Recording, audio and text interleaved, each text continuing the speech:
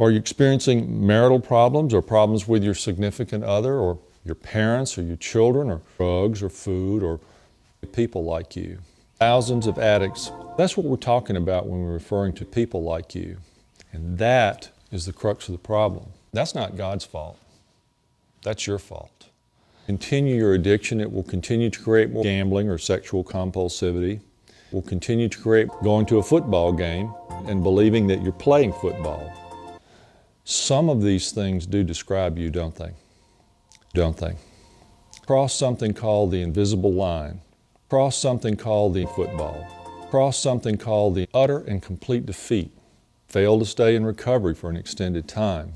Grow up and be an alcoholic or an addict. Come to AA reluctantly and with skepticism. Be extremely difficult for some people. Your state of confusion about the whole issue is probably a good thing. You ought to be talking with your seed in rich soil.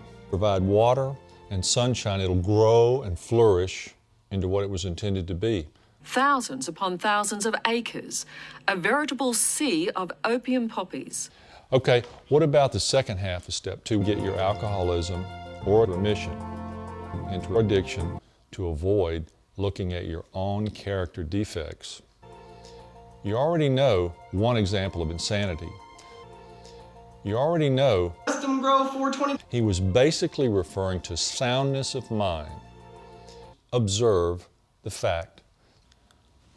But maybe you have a strong resistance to this whole concept.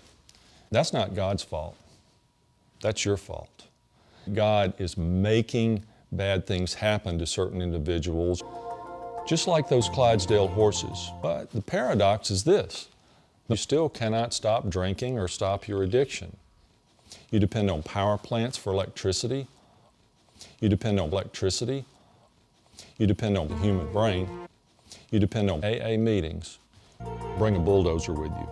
The term weed means a plant. God help me get rid of this weed. So even though weeds are a natural part of gardening, the most common form of weeding is an emotional binge, and it makes you feel powerful.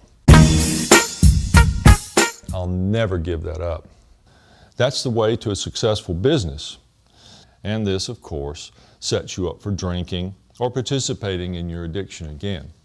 This is just another one of those moments, the desire for sexual relationship, the desire for some people, the desire for weed, the desire for anybody else in the program. Even if you think it's mostly someone else's fault, that's not your fault. That's God's fault. It wasn't until I started working at my big happiness, but it was a new way of approaching relationships for me. And I was willing to get on my knees, my big happiness, without denial and with honesty.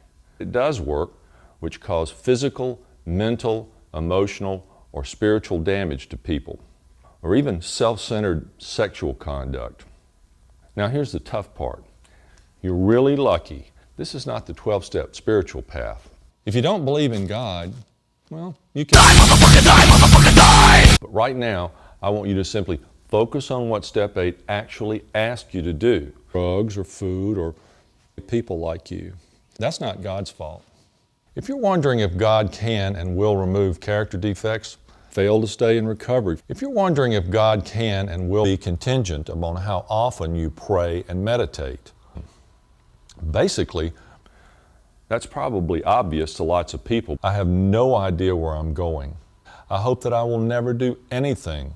Dear God, help me.